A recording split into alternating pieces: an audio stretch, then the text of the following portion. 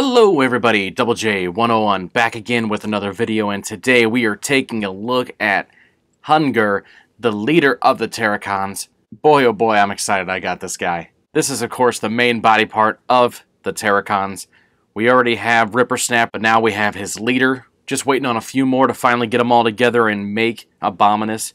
But first, let's go ahead and take a look at the packaging of this guy. First, we see Terracon Hun Gurrr, Power of the Prime's Voyager class, and some fantastic artwork here on the front as usual. Lastly, we see Hun Gurrr right there inside the package, looking so mighty and powerful. On the back, we show there are 16 steps to get Hun Gurrr from his monster mode to his robot mode, as well as he includes the Terracon Enigma and a couple feet. Lastly, we'll take a look at his biography, which is how will the ravenous Terracon leader wield the power of the primes? But that's about it for his packaging, so let's go ahead and get him out and get him into his monster mode. And here we have Hun Gurrr out of the box and in his monster mode. So as usual, before we take a look at the figure closer, we should look at what he came with in the packaging. First is the instruction booklet, which shows how to get him from robot to monster and back again, as well as into torso mode. We have his 2 feet, which are a nice, lovely shade of purple. We have the Terracon Enigma, which is a lovely shade of purple as well, with some yellow here on the front. And lastly, it was his collector's card, which shows Hun Gurrr in his monster mode on the front, as well as a kind of a light yellow throughout, which will be the Alchemist Hun Gurrr. You can read the bio if you like. But that's about it for the packaging, so let's go ahead and get a closer look at Hun Gurrr himself. So overall, the monster mode is just okay. It's not too difficult to transform back and forth. Really, it's just a lot of small movements here and there. Overall, the monster has pretty good paint detail in the eyes. Molding throughout is pretty decent as well. The paint throughout is okay. It's mostly just kind of a light gray. Not a whole lot of detail otherwise. We have that nice pink coloring here on the heads, as well as where the back would be / chest.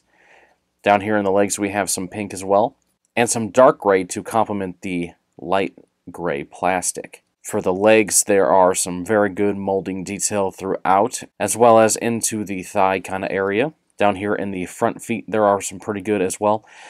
We have some stickers here as well on both sides of the top part of the head. And for the monster heads, these guys do open up wide as you like them to go, because, you know, overall they are the feet. And as for the tail, I don't really understand why the tail is upwards. It's okay like it is. I kind of wish it was kind of flipped and this part would have been on top, but that's just okay. Now for some comparisons. Move Hun Gurrr to the side and bring in Rippersnapper, one of his partners in crime. You can see the size difference between the two, and I think they look really, really nice together.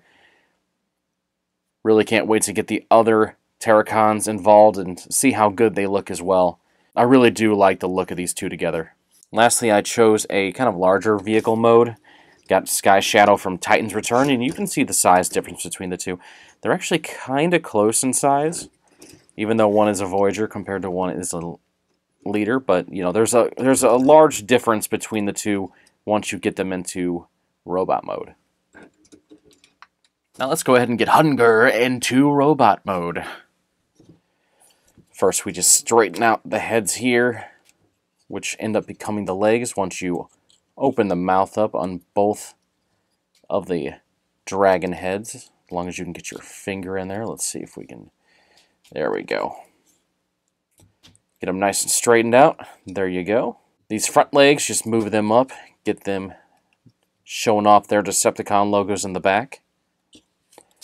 The arms, just bring these around.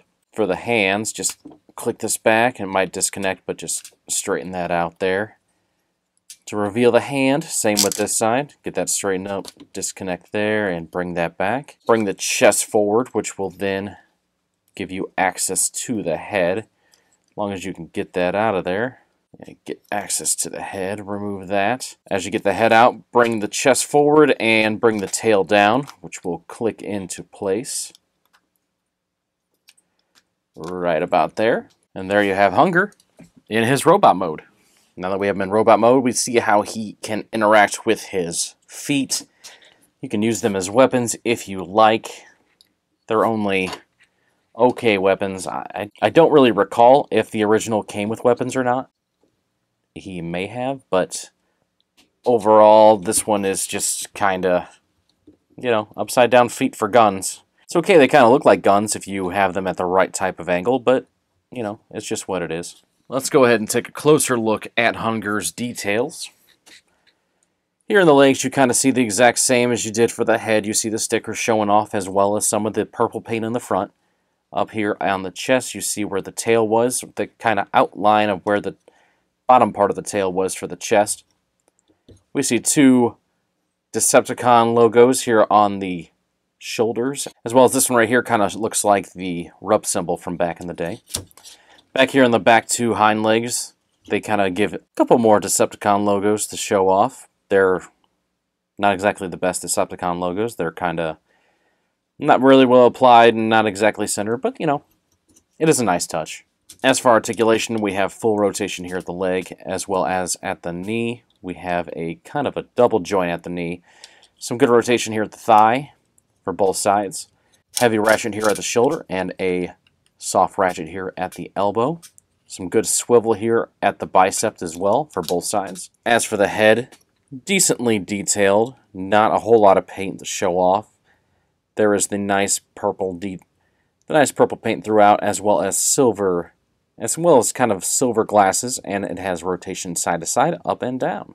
Now for some size comparisons, let's go ahead and bring in Ripper Snapper in his robot mode. See how they compare to each other. Good size difference between the two. And lastly, we'll bring in Sky Shadow again from Titan's Return and see how much larger leader class is from the Voyager. But overall, I do think they look pretty nice together. As usual, here on the right side, we'll have a G1 comparison picture to see how Hun Gurrr looked at that point in time, and see if this one is something that might fit your needs for a good G1 replacement / more up-to-date version. But overall, that's about it for Hun Gurrr. I really do like this figure. I wish there was a little more detail to him. The transformation is very easy, but I think he looks really nice next to Ripper Snapper, and I think the rest of the Terracons will look really well placed right next to him, or even when they get into Abominus. That is something I am really looking forward to. But as always, if you like this video, please like, subscribe if you haven't. If you have, thank you so much for doing so. I put out videos a couple times a week, and I hope what I produce is something that you all enjoy. As always, thanks again for watching, and I will see you again in the next video.